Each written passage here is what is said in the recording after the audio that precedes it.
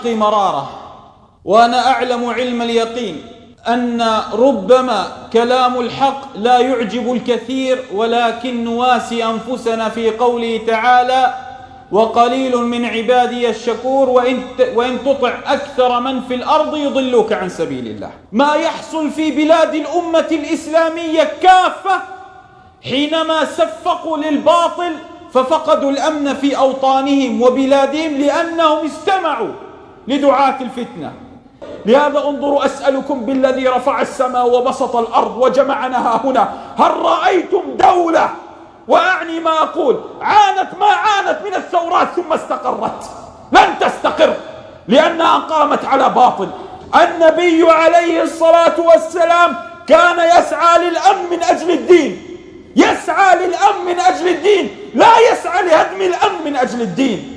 بعث لقيصر: أسلم تسلم، أسلم تسلم، لقيصر، وقال إلى عظيم الروم وهو نصراني، وإلى الفرس الذي يعبد النار بعث له: أسلم تسلم، أي افتح مجال للدعوة ودعنا وابقى على عرشك.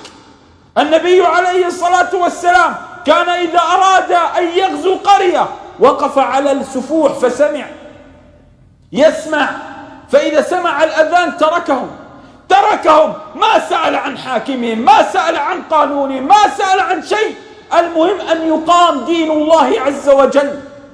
والله إن الإمام مالك رحمه الله يقول: ما أفتيت حتى شهد لي أكثر من 70 أني أهل للفتوى. الإمام مالك. عطاء بن رباح رضي الله تعالى عنه ورحمه الله كان ينادي مناد في الحج: أن لا تفتوا ولا أحد يفتي في الحج إلا عطاء، رغم عدد العلماء الكثر في الأمة الإسلامية، لكنهم يعلمون أين يضعون الرجال. لهذا ما ضاعت الأمة الإسلامية إلا من علماء الفتنة وعلماء السوء. إنهم أهل هوى لا أهل دين، والله العظيم ليسوا أهل دين.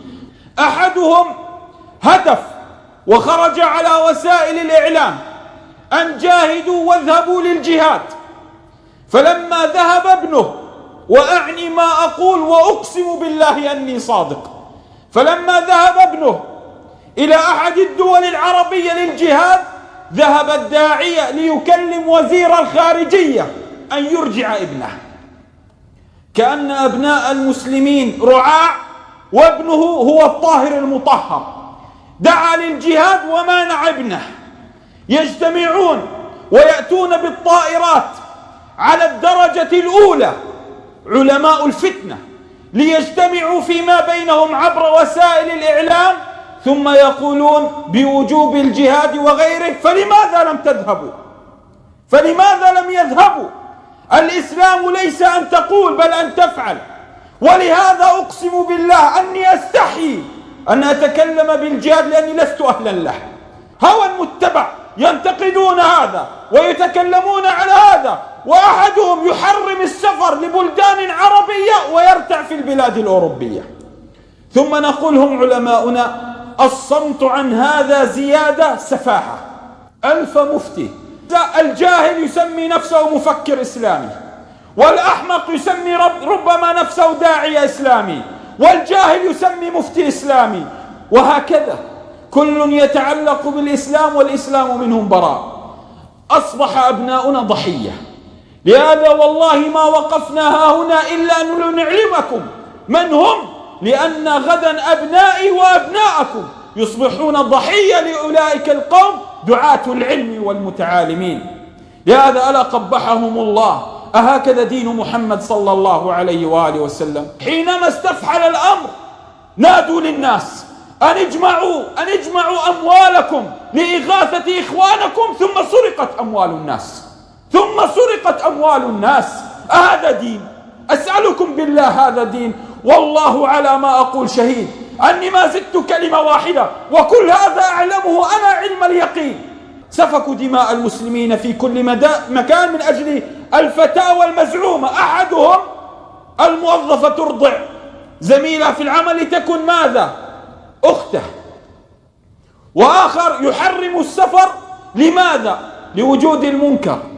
وآخر يصنع يفتي فتاوى يستحيون منها الرجال.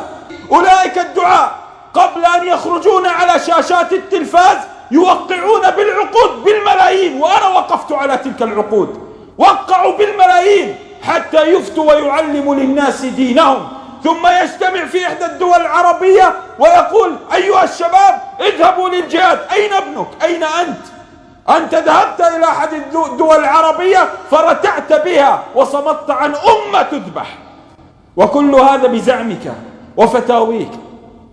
لهذا العلم ليس يا عباد الله بكل من استحسنتم وجه أو منطقة أو كلامه، ألا إن دين الله عز وجل متين. ثم بعد ذلك الداعي المسلم إذا دعا للأمن والأمان وعدم حقن دماء المسلمين قالوا عنه متخاذلة وقالوا عنه جبانة وهم الأبطل المغوار. إذن فاذهب وأرنا واصنع وكن بطلا. أصبح شباب المسلمين ضحية لهم. إلى متى؟ أحدهم ربما أخرجوا لنا رعاع أصبح رجل لا يحفظ شيء من كتاب الله عز وجل ويشتم العلماء. إلى متى الصمت عنهم؟ ألا إن الصمت عنهم رذيلة. ثم بعد ذلك حينما نحذر منهم أو نضيق عليهم الخلاف نعاني من الشتم، وربما يقذفون بعرضنا وبدمائنا، وربما يتهمونه. لماذا لا يريدون أحد أن يعكر صفو حزبهم، صفو منهجهم العفن الذي جمع لنا كل نطيحة ومتردية وما أكل السبع.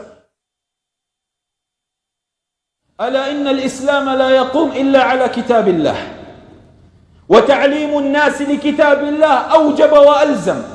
ومتى ما علم الناس ما هو كتاب ربنا سبحانه علموا الحق من الباطل. إن هذا القرآن يهدي للتي هي أقوم